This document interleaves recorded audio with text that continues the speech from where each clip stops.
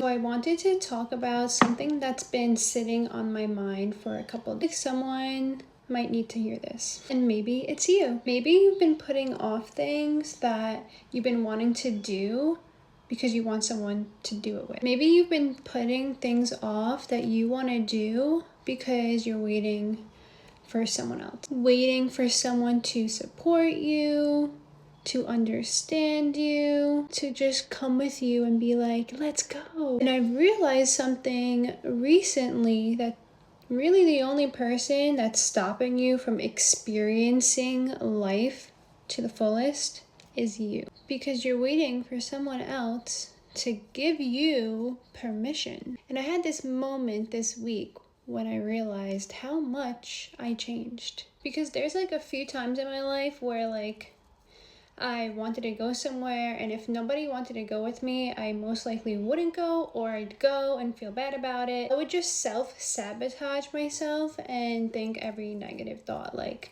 oh, maybe I should just do what they want to do, or maybe it'll be less fun for myself, and either do it and feel bad about it, or not do it at all. Then there were some times in my life where I really didn't care. I went to the movies alone a couple of times when Twilight came out and I had nobody to go with me. I literally went to the movie theater by myself. I think so many of us overthink this without realizing it. We accidentally make our lives smaller because we're waiting for someone else to participate in it. And this week there were some things that I wanted to do and I didn't really have anybody to go with. So I thought about it and I was like, I'm gonna go and I'm gonna have a blast. And that's exactly what happened. I had the best time ever. I was so totally detached from the whole idea of me being by myself. I was on another planet on the planet, if that makes sense. Normally I would been maybe I should do something else, maybe I shouldn't go, but something shifted in me lately that I was you know what, I'm gonna pack my bag and I'm going to go. There was no pressure.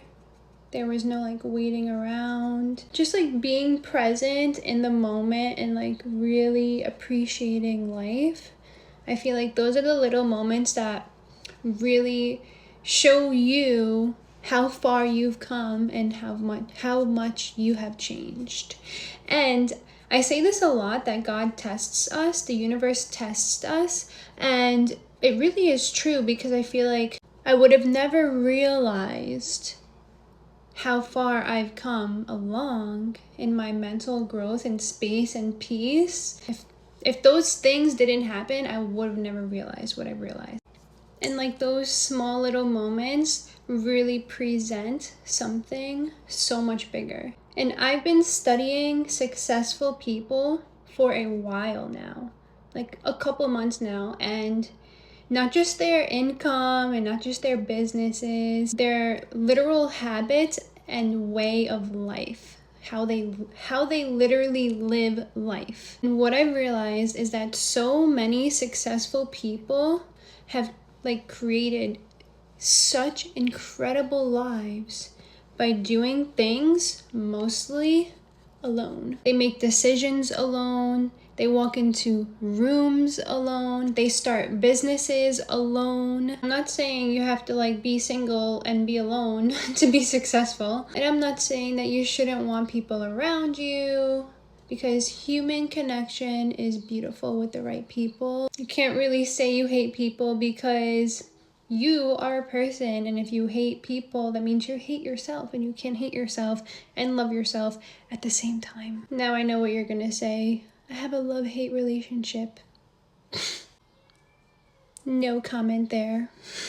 We're really all meant to experience life with people, but there's a difference between loving people and depending on people to create your happiness. There's a difference between wanting support and needing someone else in order to move forward. The truth is, everyone is temporary, and I don't mean that in a sad way. I mean that in a real life way. I mean that in a way to remind you to appreciate the people while we are still here. Tomorrow is never promised. Life changes, people change, and because of that, I never want my happiness to be something that someone else has control over. I never want to say or feel like I can't do this unless somebody comes with me or if someone validates me, because that gives away so much power. And I think one of the biggest lessons of becoming the person you want to become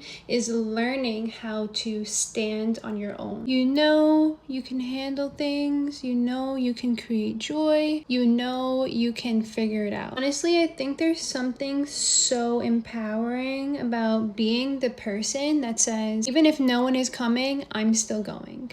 Even if no one understands yet, I'm still building. Even if no one sees the progress yet, I'm still making progress. Because people often judge what they can see. They see the outcome, they see the success, they see the finished version, but they don't see the mornings that you've spent learning. They don't see the hours that you put behind your laptop screen or inside of a book. They don't see how many times you've questioned yourself but kept going anyway. They don't see the invisible progress. Just because someone doesn't see your invisible progress doesn't mean you're not making any. I think that's something that so many people need to remember and realize, especially if you're in a season where you're growing quietly. Maybe you're building something, you're changing your mindset, becoming a different version of yourself, and nobody can really understand that yet. That's okay. You don't need anyone else to understand your vision that God gave for you to see, especially before you start living it. Sometimes the biggest act of self-respect is choosing yourself. That's how true it is, because my light just died. But I'm gonna keep going anyway, but I am gonna wrap it up. Choose the opportunity and the life you want for yourself, even if you have to walk there alone. That's something that I also learned about success, is it's becoming someone that trusts themselves fully. They keep promises to themselves, do things, and stay loyal to that. Success is about being someone who can be alone but not really feel lonely. They enjoy their own company and they really create a beautiful life from the inside out. When you stop waiting for people to make your life happen, that's when you start living. This week's lesson was that I really don't need anyone else's yes to make a decision. This week's lesson was realizing that I really don't need anyone else's yes to choose myself. I don't need anyone else's approval to know that I'm moving in the right direction. I don't need anyone else's schedule to experience something beautiful. And maybe this was something that you needed to hear too.